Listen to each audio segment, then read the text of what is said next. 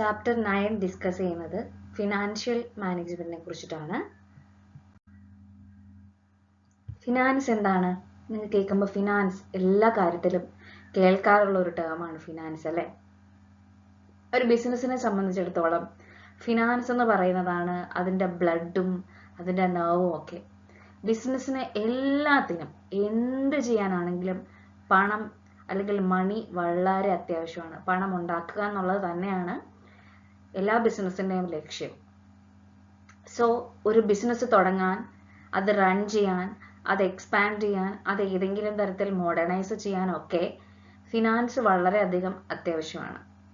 So the success of every business depends on how funds R raised in right time, right quantity, at least cost from right sources. So ഒരു ബിസിനസിന്റെ success എന്ന് പറയുന്നത് correct സ്ഥലത്ത് നിന്ന് വളരെ ചെറിയ കോസ്റ്റിൽ correct ക്വാണ്ടിറ്റിയിൽ കറക്റ്റ് സമയത്ത് ഫണ്ട് റേസ് ചെയ്യുക എന്നുള്ളതാണ് ഒരു ബിസിനസിന്റെ സക്സസ്. എന്താണ് ബിസിനസ് ഫിനാൻസ്? ബിസിനസ് ആക്ടിവിറ്റീസ് ചെയ്യാൻ വേണ്ടിയിട്ട് ആവശ്യമുള്ള പണത്തിനെയാണ് ബിസിനസ് ഫിനാൻസ് എന്ന് പറയുന്നത്.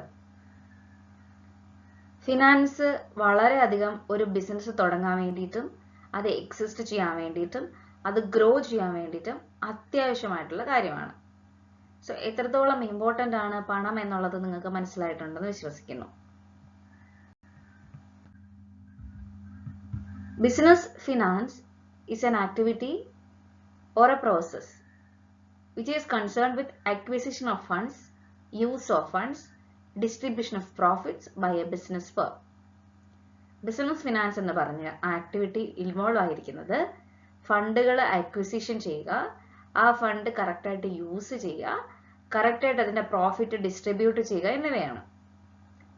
Thus business finance usually deals with financial planning, acquisition of funds, use of allocation of funds and financial controls. So എന്താണ് ബിസിനസ് ഫിനാൻസ് ഉദ്ദേശിക്കുന്നത് എന്നുള്ളത് നമുക്ക് മനസ്സിലായി കഴിഞ്ഞു. ഈ ഫിനാൻഷ്യൽ മാനേജ്മെന്റ് അതെന്താണ്? ഫിനാൻഷ്യൽ മാനേജ്മെന്റ് ഈ ചാപ്റ്റർ ഡിസ്കസ് ചെയ്യുന്നത് ഫിനാൻഷ്യൽ മാനേജ്മെന്റിനെ കുറിച്ചിട്ടാണ്. അത് മറ്റൊന്നുമല്ല, ഫിനാൻസ് എങ്ങനെ മാനേജ് ചെയ്യാം. മാനേജ്മെന്റ് ഓഫ് ഫിനാൻസിനെയാണ് ഫിനാൻഷ്യൽ മാനേജ്മെന്റ് എന്ന് പറയുന്നത്. എന്ന് പറഞ്ഞു കഴിഞ്ഞാൽ ഫിനാൻഷ്യൽ ആക്ടിവിറ്റീസ് പ്രോപ്പറായിട്ട് പ്ലാൻ ചെയ്യുക, കൺട്രോൾ ചെയ്യുക എന്നുള്ളതാണ് ഫിനാൻഷ്യൽ മാനേജ്മെന്റ്. അതിനകത്ത് ഫണ്ട് അക്വിസിഷൻ ചെയ്യുന്നതും അത് യൂട്ടിലൈസ് ചെയ്യുന്നതുമാണ് ഇൻവോൾവ് ആയിട്ടുള്ളത്. So that is what is called financial management.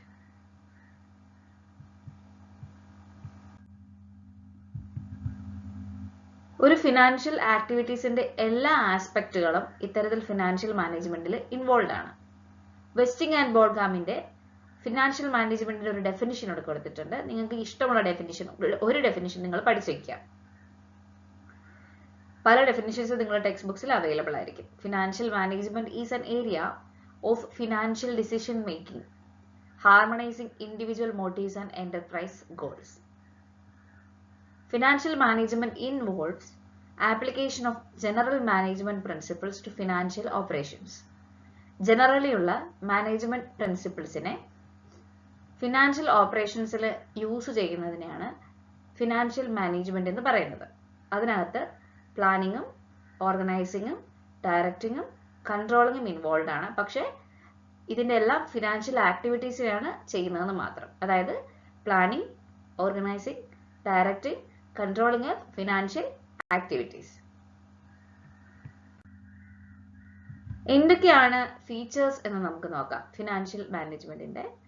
Financial management is concern with procurement, allocation, utilisation of funds. എന്താണ് ഫിനാൻഷ്യൽ മാനേജ്മെന്റിൽ ഇൻവോൾവ് ആയിട്ടുള്ള സ്റ്റെപ്സ് അല്ലെങ്കിൽ തിങ്സ്?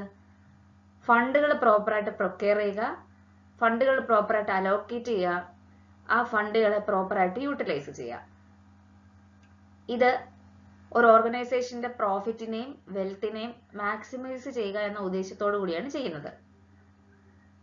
ഈ ഫിനാൻഷ്യൽ മാനേജ്മെന്റും ജനറൽ മാനേജ്മെന്റിന്റെ വലിയൊരു പാർട്ടായിട്ടായിട്ട് കാണുന്നു. വലിയ വലിയ ഓർഗനൈസേഷൻസിൽ ഇത്തരത്തിൽ ഫിനാൻഷ്യൽ മാനേജ്മെന്റ് ചെയ്യാൻ വേണ്ടിയിട്ട് സെപ്പറേറ്റ് ഡിപ്പാർട്ട്മെന്റ് തന്നെ മെയിൻറ്റെയിൻ ചെയ്യപ്പെടുന്നുണ്ട്. ഇത്തരത്തിൽ ചീഫ്, ഓരോ ഡിപ്പാർട്ട്മെന്റിന്റെ ചീഫ് ഉണ്ടെന്ന് അറിയാലോ. ഫിനാൻഷ്യൽ ഡിപ്പാർട്ട്മെന്റിന്റെ ചീഫിനെ ഫിനാൻസ് മാനേജർ എന്ന് പറയുന്നു.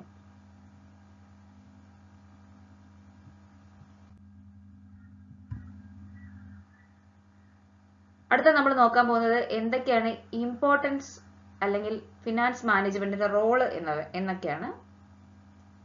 First point, the importance of financial management increasing day by day in all enterprises irrespective of their size and nature. ഒരു ബിസിനസിന്റെ സൈസും നേച്ചറും ഒന്നും നോക്കാതെ തന്നെ എല്ലാ ബിസിനസ്സുകളിലും ഫിനാൻഷ്യൽ മാനേജ്മെന്റിന്റെ ഇമ്പോർട്ടൻസ് കൂടി കൂടി വരികയാണ്. ശരിക്കും ഒരു ബിസിനസിന്റെ ഫ്യൂച്ചർ ഡിപ്പെൻഡ് ചെയ്തിരിക്കുന്നത് ഫിനാൻഷ്യൽ മാനേജ്മെന്റ് എങ്ങനെ ചെയ്യുന്നു എന്നതിനെ അടിസ്ഥാനമാക്കിയാണ്. Financial statements like balance sheet, profit and loss account, ഇതെല്ലാം ഡെപ്പോസിറ്റ് ചെയ്തിരിക്കുന്നത് അതിന്റെ ഫിനാൻഷ്യൽ പൊസിഷൻ, അതിന്റെ റിസൾട്ടിനെയൊക്കെ വെച്ചിട്ടാണ്.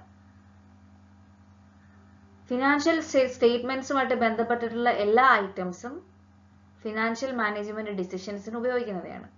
അപ്പം ചില എക്സാമ്പിൾസ് നമുക്ക് പറയാം. ഒന്ന്, ഫിക്സഡ് അസറ്റിന്റെ size and composition. Excessive investment in fixed asset result in increase in size of fixed capital block. Fixed അസറ്റുകളിൽ കൂടുതൽ ഇൻവെസ്റ്റ്മെന്റ് വന്നു കഴിഞ്ഞാൽ അത് ഫിക്സഡ് ക്യാപിറ്റൽ ബ്ലോക്ക് കൂടും, അതിന്റെ സൈസ് കൂടും. The quantum of current asset as well as its breakup into cash, inventories and receivables. എന്ന് വെച്ചാൽ എന്താണ്? നിലവിലെ നമ്മുടെ ആസ്തികളുടെ അളവ്, പണം, നമ്മുടെ എത്ര ആസ്തിയുണ്ടോ അത് നമുക്ക് പണം ആയിട്ടും ഇൻവെന്ററീസ് ആയിട്ടും റിസീവബിൾസും ആയിട്ടൊക്കെ പലതായിട്ട് തിരിക്കുന്നു. നമ്മുടെ സ്ഥിരമായിട്ടുള്ള ഈ ആസ്തികളിലെ നിക്ഷേപം കൂടുന്നതനുസരിച്ച് നമ്മുടെ വർക്കിംഗ് ക്യാപിറ്റലിന്റെ ആവശ്യകതയും കൂടും. നിലവിലെ ആസ്തിയുടെ അളവും അതിന്റെ ഘടനയും സാമ്പത്തിക മാനേജ്മെന്റ് എടുക്കുന്ന തീരുമാനങ്ങളെ ആശ്രയിച്ചിരിക്കും. കറന്റ് അസറ്റ് എത്ര കമ്പോസിഷൻ വേണം, എത്രത്തോളം ഇൻഫ്ലുവൻസ്ഡ് ആണ് എന്നുള്ളതെല്ലാം ഫിനാൻഷ്യൽ മാനേജ്മെന്റിന്റെ ഡിസിഷൻസിനെ ബേസ് ചെയ്തിട്ടാണ് ഇരിക്കുന്നത്. സോ അതാണ് രണ്ടാമത്തെ പോയിന്റ് പറയുന്നത്. നമ്മുടെ സാമ്പത്തികം പലതായിട്ട് ഡിവൈഡ് ചെയ്തിരിക്കുന്നു. കറണ്ട് അസറ്റിനെ ക്യാഷും ഇൻവെന്ററി റിസീവബിൾസും ആയിട്ടൊക്കെ വിട്ടിരിക്കുന്നു. ഫിക്സഡ് അസറ്റിൽ ഇൻവെസ്റ്റ്മെന്റ് കൂടിക്കഴിഞ്ഞാൽ വർക്കിംഗ് ക്യാപിറ്റലും അതിനനുസരിച്ച് കൂട്ടണം.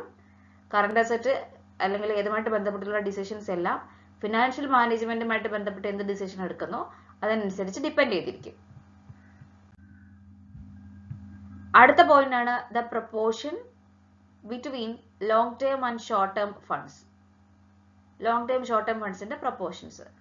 Finance management include the decision about the proportion of long term and short term finance. അതായത് ലിക്വിഡിറ്റിയും പ്രോഫിറ്റബിലിറ്റിയും തമ്മിലുള്ള ഒരു ചോയ്സ് ആണ് ലോങ് ടേം ഷോർട്ട് ടേം എന്ന് പറയുന്ന ഫിനാൻസിൽ വരുന്നത്. ഒത്തിരി പ്രോഫിറ്റബിലിറ്റി വേണമെങ്കിൽ അവിടെ ലിക്വിഡിറ്റി കുറവായിരിക്കണം, ലെസ് ലിക്വിഡിറ്റി ആയിരിക്കണം. Finance managers consider choice between liquidity and profitability. അതാണ് ഈ long term short term funds കൊണ്ട് ഉദ്ദേശിക്കുന്നത്. Fourth point, breakup of long term financing into debt, equity etcetera. Total long term ഫിനാൻസിൽ നിന്ന് കറക്റ്റ് ആയിട്ട് debt, equity ആയിട്ട് financial management decision എടുത്ത് debt എത്ര വേണം, ഇക്വിറ്റി എത്ര വേണമെന്ന് തീരുമാനിക്കുന്നു. സോ അതാണ് breakup long term financing into debt, equity etcetera എന്ന് പറയുന്നത്. Amount of debt, equity, share capital, preferred share capital is affected by financial decision. It is the part of finance management. എത്രത്തോളം debt വേണം, എത്രത്തോളം equity വേണം, എത്രത്തോളം preference വേണം എന്നൊക്കെ തീരുമാനിക്കുന്നത് ഫിനാൻഷ്യൽ മാനേജ്മെന്റിന്റെ ഭാഗമായിട്ടാണ്. Next point, all items in profit and loss account. Interest എക്സ്പെൻസുകൾ,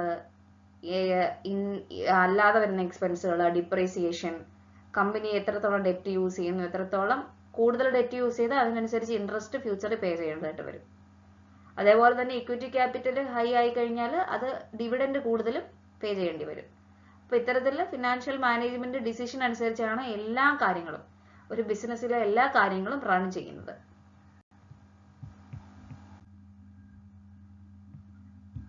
it helps in acquiring fund when required at minimum possible cost. കണ്ടോ, എപ്പോഴാണോ ഫണ്ട് വേണ്ടത് അത് കറക്റ്റായിട്ട് മിനിമം പോസിബിൾ കോസ്റ്റിൽ അക്വയർ ചെയ്യാൻ വേണ്ടി സഹായിക്കുന്നു. ഫിനാൻഷ്യൽ പ്ലാനിങ്ങിന് സഹായിക്കുന്നു. അതേപോലെ തന്നെ പ്രോപ്പറായിട്ട് ഫണ്ട് അലോക്കേറ്റ് ചെയ്യാനും യൂസ് ചെയ്യാനും സഹായിക്കുന്നു. പ്രോഫിറ്റബിലിറ്റി കൂട്ടാൻ, എങ്ങനെയാണ് പ്രോഫിറ്റബിലിറ്റി കൂട്ടുന്നത്? ഫിനാൻഷ്യൽ കൺട്രോൾ ചെയ്ത് പ്രോഫിറ്റബിലിറ്റി കൂട്ടാൻ സഹായിക്കുന്നു. അതേപോലെ തന്നെ എഫക്റ്റീവായിട്ട് ഫിനാൻഷ്യൽ ഡിസിഷൻസ് എടുക്കാനും സഹായിക്കുന്നു. നെക്സ്റ്റ് ടേം ആണ് ഫിനാൻഷ്യൽ മാനേജ്മെന്റിന്റെ ഒബ്ജക്റ്റീവ്സ്. എന്തൊക്കെയാണ് ഫിനാൻഷ്യൽ മാനേജ്മെന്റ് ചെയ്യുന്നത് കൊണ്ടുള്ള ലക്ഷ്യങ്ങൾ? ഒന്നാമത്തെ ലക്ഷ്യം പ്രോഫിറ്റ് മാക്സിമൈസ് ചെയ്യുക എന്നുള്ളതാണ്. ഫിനാൻഷ്യൽ മാനേജ്മെന്റ് ഏറ്റവും കൂടുതൽ എൻഷുർ ചെയ്യുന്നത് ഇൻവെസ്റ്റ് ചെയ്ത ഷെയർ ഹോൾഡേഴ്സിന് മാക്സിമം റിട്ടേൺ കിട്ടുക എന്നുള്ളതാണ്. അപ്പോൾ ഓരോ പ്രോഫിറ്റിന്റെ മാക്സിമൈസേഷൻ ആണ് ഏറ്റവും കൂടുതൽ എല്ലാ ബിസിനസ്സും ഒബ്ജക്റ്റീവായിട്ട് കൺസിഡർ ചെയ്യുന്നത്. ഇപ്പൊ കമ്പനി സഫീഷ്യന്റ് ആയിട്ടുള്ള പ്രോഫിറ്റ് ഏൺ ചെയ്യണം, അത് വെച്ച് എക്സ്പെൻസുകൾ മീറ്റ് ചെയ്യണം, ഷെയർ ഹോൾഡേഴ്സിന്റെ ഡിവിഡൻഡ് പേ ചെയ്യണം. സഫീഷ്യന്റ് ആയിട്ടുള്ള പ്രോഫിറ്റ് കിട്ടിക്കഴിഞ്ഞാൽ അത് നമുക്ക് എക്സ്പാൻഡ് ചെയ്യാനും അല്ലെങ്കിൽ എന്റർപ്രൈസ് മോഡേണൈസ് ചെയ്യാനും നമുക്ക് ഉപയോഗിക്കാം. പ്രോഫിറ്റ് മാക്സിമൈസേഷൻ പോലെ തന്നെ രണ്ടാമത്തെ ഒരു ഒബ്ജക്റ്റീവാണ് വെൽത്ത് മാക്സിമൈസ് ചെയ്യുക എന്ന് പറയുന്നത്. ഫിനാൻഷ്യൽ മാനേജ്മെന്റിനകത്ത് ഇൻവോൾവ് ആയിരിക്കുന്ന ഏറ്റവും വലിയൊരു ടേമാണ് ഫണ്ടിന്റെ യൂസ് മാക്സിമം പ്രൊക്യൂർ ചെയ്യുക എന്നുള്ളത്. ഫിനാൻഷ്യൽ മാനേജ്മെന്റിന്റെ ഓവറോൾ ഒബ്ജക്റ്റീവ് എന്ന് പറയുന്നത് ഓണേഴ്സിനും അല്ലെങ്കിൽ ഇൻവെസ്റ്റ് ചെയ്ത ആൾക്കാർക്ക് മാക്സിമം റിട്ടേൺ കൊടുക്കുക എന്നുള്ളതാണ്.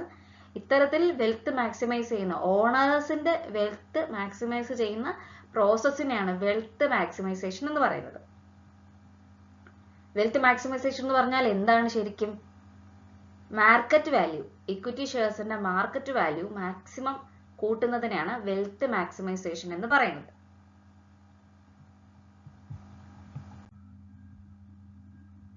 Wealth of equity shareholders എങ്ങനെ കണ്ടെത്താം? എത്ര ഷെയർസ് ആണ് അവർ ഹെൽഡ് ചെയ്തിരിക്കുന്നത് ഇൻറ്റു എത്രയാണോ അന്നത്തെ market price. In order to maximise wealth, financial management must achieve following specific objectives. Wealth maximise ചെയ്യണമെങ്കിൽ ചില കാര്യങ്ങൾ നമ്മൾ അച്ചീവ് ചെയ്യണം. ഒന്നാമത്തത്, നമുക്ക് ആവശ്യമുള്ള ഫണ്ട് റീസണബിൾ കോസ്റ്റിൽ കിട്ടുമോ, അതായത് ലിക്വിഡിറ്റി ഉണ്ടോ. 2, എഫക്റ്റീവായിട്ട് ഫണ്ട് യൂട്ടിലൈസ് ചെയ്യാനായിട്ട് സാധിക്കുമോ, അതായത് ഫിനാൻഷ്യൽ കൺട്രോൾ ഉണ്ടോ. 3, ensure safety of funds by creating reserves reinvesting profits. Risk കുറയ്ക്കാൻ വേണ്ടിയിട്ട് പ്രോപ്പറായിട്ട് റിസർവ് വെക്കാനും പ്രോഫിറ്റ് റീഇൻവെസ്റ്റ് ചെയ്യാനും സാധ്യതയുണ്ടോ.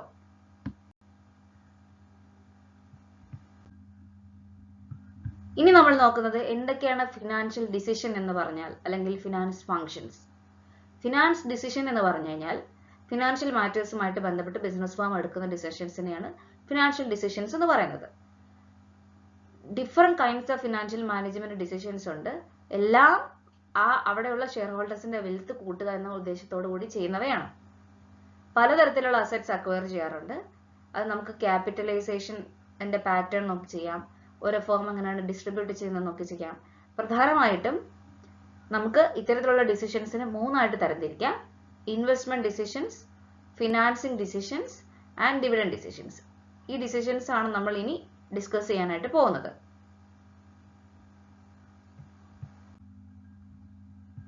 ഇതിൽ ഒന്നാമത്തേതാണ് ഇൻവെസ്റ്റ്മെന്റ് ഡിസിഷൻസ്. ഇൻവെസ്റ്റ്മെന്റ് ഡിസിഷൻ എന്ന് പറഞ്ഞു കഴിഞ്ഞാൽ related to the selection of asset. ഏത് ഫണ്ടിൽ ഇൻവെസ്റ്റ് ചെയ്യണമെന്ന്, ഏത് ടൈപ്പ് ഓഫ് അസറ്റിൽ ഇൻവെസ്റ്റ് ചെയ്യണമെന്ന് തീരുമാനിക്കുന്നതിനെയാണ് ഇൻവെസ്റ്റ്മെന്റ് ഡിസിഷൻ എന്ന് പറയുന്നത്. Investment decision relates to how the firms fund invested in different assets. എത്രത്തോളമാണ് നമ്മുടെ വോളിയം ഓഫ് റിക്വയർമെന്റ്സ് എന്ന് നോക്കിയിട്ടാണ്, അത് നോക്കിയിട്ട് മാത്രമേ നമുക്ക് എവിടെയൊക്കെ ഇൻവെസ്റ്റ് ചെയ്യണമെന്ന് തീരുമാനിക്കാൻ പറ്റുള്ളൂ.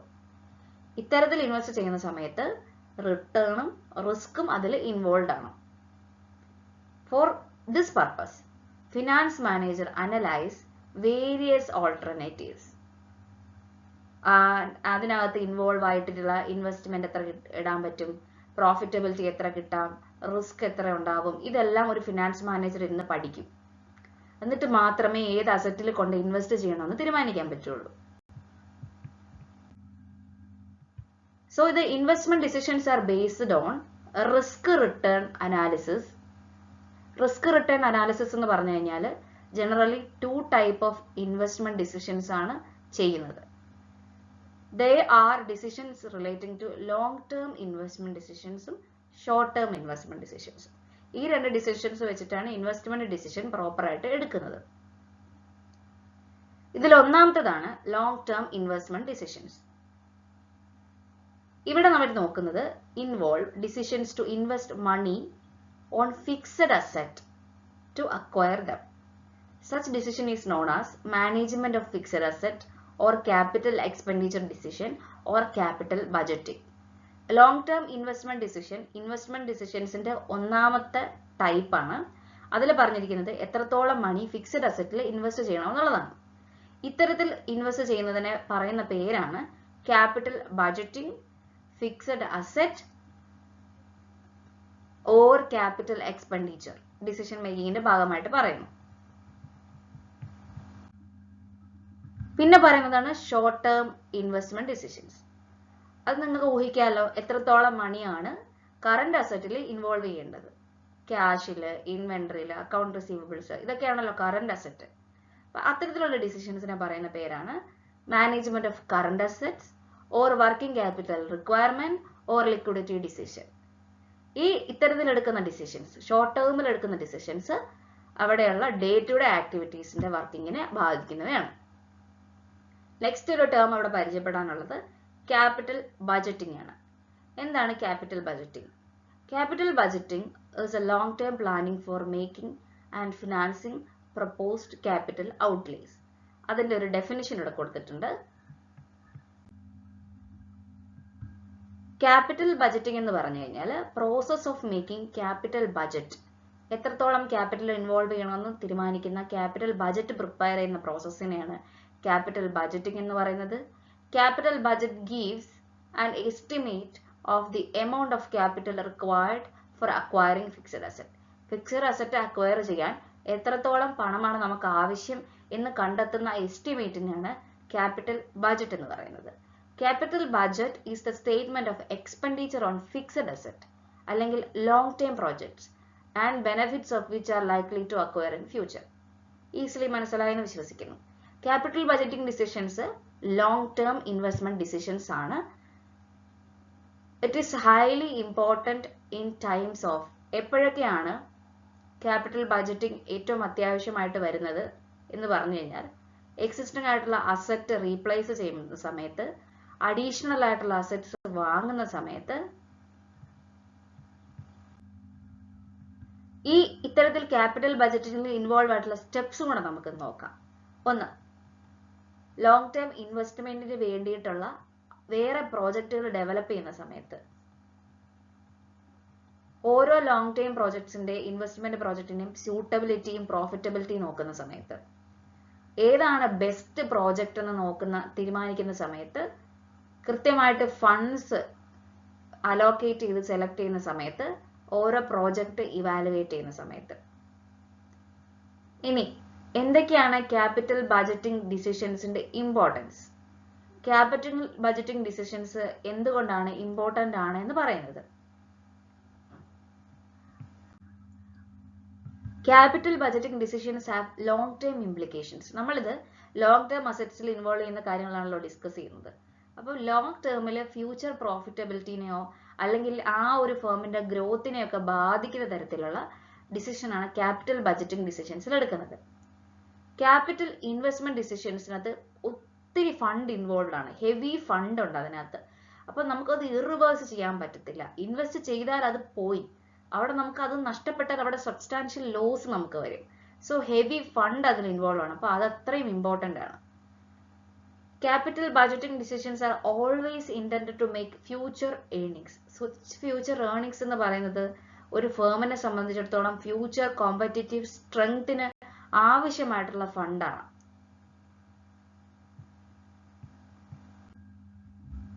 ഇനി എന്തൊക്കെയാണ് ഈ ഇൻവെസ്റ്റ്മെന്റ് ഡിസിഷൻസിൽ സെലക്ട് ചെയ്യുന്ന സമയത്ത് അഫക്റ്റ് ചെയ്യുന്ന ഫാക്ടേഴ്സ് എന്ന് നമുക്ക് നോക്കാം.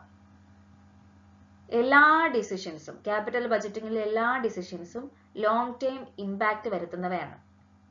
ക്യാപിറ്റൽ ബഡ്ജറ്റിംഗിൽ ഒത്തിരി എമൗണ്ട് ഓഫ് മണി ഇൻവോൾവ് ആണ്. ക്യാപിറ്റൽ ബഡ്ജറ്റിംഗ് ചെയ്യുന്ന സമയത്ത് കെയർഫുൾ ആയിട്ട് ഇവാലുവേറ്റ് ചെയ്യണം ഓരോ പ്രോജക്റ്റും. എന്തൊക്കെ ഫാക്ടേഴ്സ് ആണ് ഡിസിഷൻസിൽ അഫക്റ്റ് ചെയ്യുന്നതെന്ന് നമുക്ക് നോക്കാം. ഒന്നാമത്തേത് cash flow of project. Investment in long-term assets generate cash flows over a period. Cash flows, cash inflows ഉണ്ടാവാം, cash outflows ഉണ്ടാവാം. These cash flows should be carefully analysed. Invest ചെയ്യുന്ന സമയത്ത് ലോങ് ടേം അസറ്റിൽ cash flows വരാം. ഒരു പീരിയഡിലേക്ക് cash flow എന്ന് പറയുമ്പോൾ നമുക്ക് ക്യാഷ് ഇൻഫ്ലോ വരാം, ക്യാഷ് ഔട്ട് ഫ്ലോ വരാം. ഇൻഫ്ലോ എന്ന് പറഞ്ഞാൽ റെസീറ്റ് ആണ്, ഔട്ട് ഫ്ലോ എന്ന് പറഞ്ഞാൽ പേയ്മെന്റ് ആണ്. അപ്പൊ ഇത്തരത്തിൽ നടത്തുന്ന ക്യാഷ് ഫ്ലോ പ്രോജക്ട്സുകൾ കെയർഫുൾ ആയിട്ട് അനലൈസ് ചെയ്ത് ഇവാലുവേറ്റ് ചെയ്തിട്ട് വേണം ക്യാപിറ്റൽ ബജറ്റിംഗ് ഡിസിഷൻസ് എടുക്കാൻ. Second point, rate of return. Rate of return important ആണ് ഓരോ പ്രോജക്റ്റും സെലക്ട് ചെയ്യുന്ന സമയത്ത്. The company compare the return from different investment proposals. പല ഇൻവെസ്റ്റ്മെന്റ് പ്രൊപ്പോസൽസ് നമ്മളെടുത്ത് പഠിക്കുമല്ലോ. അപ്പോൾ ഓരോ പ്രൊപ്പോസൽസിന്റെയും റേറ്റ് ഓഫ് റിട്ടേൺ എത്രത്തോളമാണെന്നുള്ളത് നമ്മൾ പഠിക്കണം. എത്രത്തോളം അതിൽ നിന്ന് നമുക്ക് റിട്ടേൺ കിട്ടാം, ഇൻവെസ്റ്റ് ചെയ്തതിൽ നിന്ന് എത്രത്തോളം തിരിച്ചു വരാം. ഇപ്പൊ സപ്പോസ് രണ്ട് ഓൾട്ടർനേറ്റീവ്സ്, ഒന്ന് 10% റിട്ടേണും മറ്റേത് 12% റിട്ടേണും. അപ്പം ഇങ്ങനെയുള്ള സർക്കംസ്റ്റൻസ് വരുമ്പം എവിടെയാണോ ഹൈ റേറ്റ് ഓഫ് റിട്ടേൺ കിട്ടുന്നത് അത് നമ്മൾ സെലക്ട് ചെയ്യും. തേർഡ് പോയിന്റ് ആണ് ഇൻവെസ്റ്റ്മെന്റ് ക്രൈറ്റീരിയ എന്ന് പറയുന്നത്. ഒത്തിരി കാൽക്കുലേഷൻസ് ഇൻവെസ്റ്റ്മെന്റ് റിലേറ്റഡ് ഇൻട്രസ്റ്റ് റേറ്റും ക്യാഷ് ഫ്ലോസും റേറ്റ് ഓഫ് റിട്ടേണുമായിട്ട് റിലേറ്റ് ചെയ്ത് കിടക്കുന്നുണ്ട്. ഒരു ഇൻവെസ്റ്റ്മെന്റ് ഡിസിഷൻ എടുക്കുന്ന സമയത്ത് ക്യാപിറ്റൽ ബജറ്റിംഗ് ടെക്നിക്സുകൾ യൂസ് ചെയ്ത് ഓരോ ഇൻവെസ്റ്റ്മെന്റ് പ്രൊപ്പോസൽസും പഠിക്കണം. അപ്പൊ അതിന് NPV, IRR, pay back period എന്നൊക്കെ പറഞ്ഞ് പലതരത്തിലുള്ള ക്യാപിറ്റൽ ബജറ്റിംഗ് ടെക്നിക്സുകളുണ്ട്. സോ അത് വെച്ച് ഓരോ ഇൻവെസ്റ്റ്മെന്റ് പ്രൊപ്പോസൽസും നമ്മൾ പഠിക്കണം.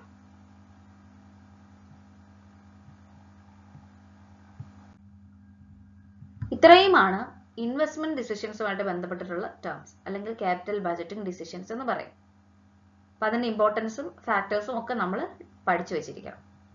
ഇനി രണ്ടാമതായി നമ്മൾ നോക്കാൻ പോകുന്നത് ഫിനാൻസിങ് ഡിസിഷൻ ആണ്.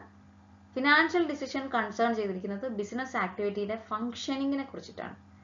ഒത്തിരി number of sources fund raise ചെയ്യാനായിട്ട് നമുക്കുണ്ട്. ബ്രോഡ്ലി അത് രണ്ട് സോഴ്സസ് ആയിട്ടാണ് തിരിച്ചിരിക്കുന്നത്, ഓണേഴ്സിന്റെ ഫണ്ടും ബോറോ ചെയ്യുന്ന ഫണ്ടും. ഈ ഓണേഴ്സിന്റെ ഫണ്ടാണ് ഷെയർ ഹോൾഡേഴ്സ് ഫണ്ട് എന്ന് പറയുന്നത്. ഈ ഓണേഴ്സിന്റെ ഫണ്ടിനകത്ത് കൺസിസ്റ്റ് ചെയ്തിരിക്കുന്ന കാര്യങ്ങളാണ് equity capital, preference capital, retained earnings. Borrow ചെയ്യുന്ന ഫണ്ടുകളാണ് ഡിബഞ്ചേഴ്സിന്റെ ലോൺസ്, പിന്നെ പബ്ലിക് ഡെപ്പോസിറ്റ്സ്. അത് വളരെ ഇമ്പോർട്ടൻ്റ് ആയിട്ടുള്ള രണ്ട് കാര്യങ്ങളാണ്. അത് മനസ്സിലാക്കിയില്ലെങ്കിൽ പിന്നീട് നമ്മൾ ഓൺഡ് ഫണ്ട്, ബോറോഡ് ഫണ്ട് എന്ന് പറയുമ്പോൾ നമ്മളിങ്ങനെ നോക്കിയിരിക്കത്തേ ഉള്ളൂ. സോ ഓൺഡ് ഫണ്ട് എന്ന് പറഞ്ഞാൽ എന്തൊക്കെയാണ്? Equity share capital, preference share capital, retained earnings. Borrowed fund എന്തൊക്കെയാണ്?